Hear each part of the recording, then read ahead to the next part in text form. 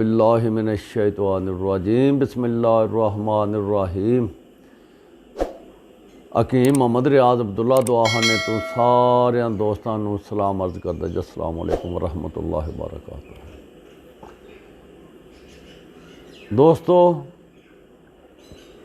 अज दा नुस्खा मादा तौलीद नूं गाढ़ा करने वास्ते, उहदे परम पूरे करने वास्ते। कई कहते साढ़े परम कमज़ोर न, जरासीम जिहड़े होंदे न वो कमज़ोर न, अमल नहीं ठहरदा। उन्हां वास्ते तुसीं जरूर सुनो मेरे को नुस्खा सुनने तो पहला साड़ी वीडियो नूं आखिर तक देखो। वीडियो नूं आखिर तक देखना। दूसरी बात यह है कि साडे चैनल नूं सबसक्राइब करो, इनू लाइक करो, इनू दोस्तां अगे शेयर करो। नुस्खा हुण सुनो तुसीं।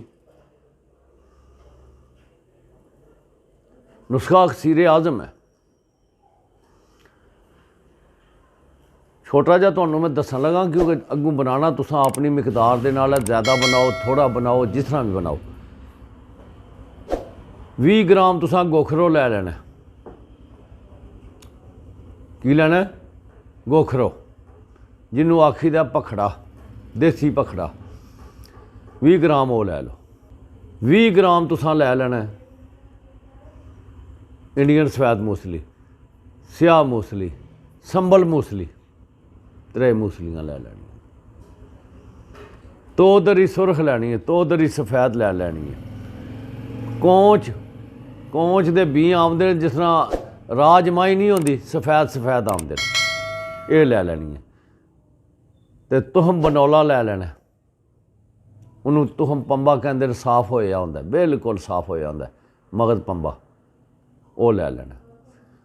ये लैना 20 ग्राम है। तुसां आम वजन लैना।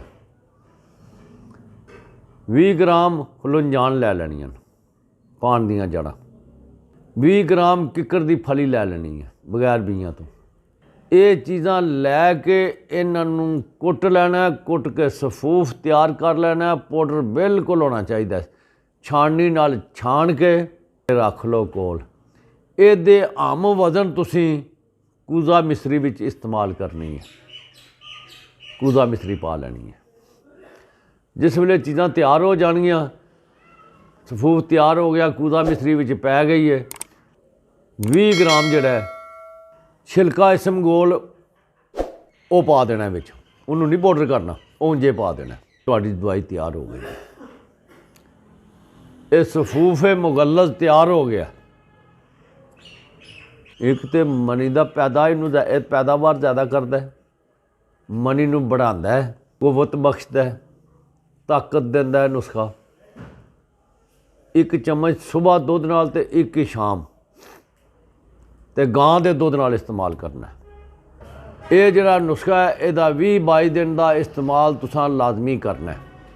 फिर इहदे नाल परहेज़ भी करना है। आम बिस्तरी नहीं करनी, परहेज़ करना है। तो आखिर ते मैं सारे दोस्तों कोलों खुदा हाफिज़ कहना जी। अस्सलाम वालेकुम वरहमतुल्लाहि व बरकातुहू। Subscribe now and press the bell icon. Never miss an update.